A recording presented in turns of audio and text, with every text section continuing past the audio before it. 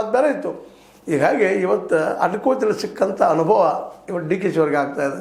ರಾಜಕೀಯದಲ್ಲಿ ಪ್ರಬುದ್ಧ ಇರುತ್ತಂಥ ಸಿದ್ದರಾಮಯ್ಯನವರು ಭಾಳ ಚೆನ್ನಾಗಿ ಈ ಘಟನೆಯನ್ನು ತೆಗೆದುಕೊಂಡ ಜಮೀರ್ ಅಹಮದ್ ಖಾನ್ರ ಪರವಾಗಿ ಇವತ್ತು ನಿಂತಿದ್ದರಿಂದಾಗೆ ಜೈದ ನಮ್ಮ ಏನಪ್ಪ ಈ ವಿಶೇಷವಾಗಿ ಜಮೀರ್ ಅಹಮದ್ ಖಾನ್ ಅವರು ಈಗಾಗಲೇ JDS ನಾಯಕರು ತಮ್ಮ ಭೇಟಿಯನ್ನು ಇಟ್ಕೊಂಡಿದ್ರು.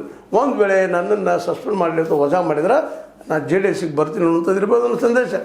ಅಷ್ಟರೊಳಗೆ ನಮ್ಮ ಸಿದ್ದರಾಮಯ್ಯನವರು ನಡುಬಾಯಕ್ಕೆ ಇದು ಮುಸ್ಲಿಂ ಸಮುದಾಯಕ್ಕೆ ಒಂದು ತಪ್ಪು ಸಂದೇಶ ಹೋಗ್ತದೆ, ಇದನ್ನು ಸ್ವಲ್ಪ ತಡಿ ಹಿಡೀರಿ ಅನ್ನೋಂಥ ಮಾತು ಮಾತಾಡಿ ಒಂದು ನಾನೇ ಕಳಿಸಿದ್ದೆ ಅವರನ್ನು ಕೇರಳಕ್ಕೆ ಅನ್ನುವಂಥ ಮಾತು ಮಾತಾಡೋ ಮೂಲಕ ಕಾಂಗ್ರೆಸ್ನಲ್ಲಿ ಒಳ ಜಗಳ ಇನ್ನೂ ನಿಂತಿಲ್ಲ, ಜೋರದ DKC ವರ್ಸಸ್ ಸಿದ್ದು ಅಥವಾ DKC ವರ್ಸಸ್ ನಮ್ಮ ಸತೀಶ್ ಆ್ಯಂಡ್ ರಾಜಣ್ಣ ಇವ್ರ ಮಧ್ಯಸ್ಥಿ ಕಾಟಿನದ ಇವರು ಆಪ್ತರು ಒಂದಕ್ಕೊಂದು ತಮ್ಮದೇ ಒಂದು ಸಾಧಿಸುವಂಥ ಕೆಲಸ ಮಾಡ್ತಾಯಿದ್ದಾರೆ.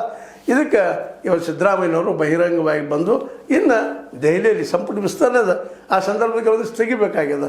ಕೆಲವೊಂದಿಷ್ಟು 25 ಜನ ಈ ಒಂದು ಮಂತ್ರಿಗಿರಿಲಿದ್ದ ತೆಗಿಬೇಕಾಗಿದೆ. ಅದರಲ್ಲಿ ಜಮೀರ್ ಅಹಮದ್ ಖಾನ್ ತೆಗಿಬೇಕು ಅನ್ನೋದು DKC ಪರ ಇದ್ದಂಥವ್ರ ವಾದ. ಅದೇ ಕಾಲಕ್ಕೆ ಮಲ್ಲಿಕಾರ್ಜುನ ಪರ ಇದ್ದಂಥವ್ರ ವಾದ. ಅದೇ ಕಾಲಕ್ಕೆ ಸಿದ್ದರಾಮಯ್ಯನವರು ಇಲ್ಲ ಅವ್ರು ತಪ್ಪು ಮಾಡಿಲ್ಲ, ಅದಾಗಿಲ್ಲ ನಾನೇ ಕಳಿಸಿದ್ದು ಅನ್ನುವಂಥ ನೆಲೆಯಲ್ಲೇ ಜಮೀರ್ ಖಾನ್ರನ್ನು ಉಳಿಸ್ಕೊಳ್ಳೋ ಪ್ರಯತ್ನಿಸ್ತಾ ಇದ್ದಾರೆ. ಹೀಗಾಗಿ ಇವರಿಬ್ಬರು ಈ ಗುದ್ದಾಟದಲ್ಲಿ ಹೈಕಮಾಂಡ್ ಏನು ಮಾಡ್ತದೆ? ಯಾಕಂದ್ರೆ ಡಿಸಿಷನ್ ಹೋಗ್ಬೇಕಾಗಿದ್ದು, ನೇಮಿಸಬೇಕಾಗಿದ್ದು, ಮಾಡಬೇಕಾಗಿದ್ದು, ಕೊನೆಯ ಮುದ್ರೆ ಬೀಳಬೇಕಾಗಿದ್ದು ಹೈಕಮಾಂಡ್. ಆ ಸಂದರ್ಭದಲ್ಲಿ DKC ಅವ್ರ ಮಾತು ಕೇಳ್ತದನ ಇಲ್ಲ ಸಿದ್ದು ಅವ್ರ ಮಾತು ಕೇಳ್ತದ ಅನ್ನೋದು ಅಷ್ಟ ಕುತೂಹಲಕಾರಿಯಾಗಿದೆ. ಒಟ್ಟು ಏನೋ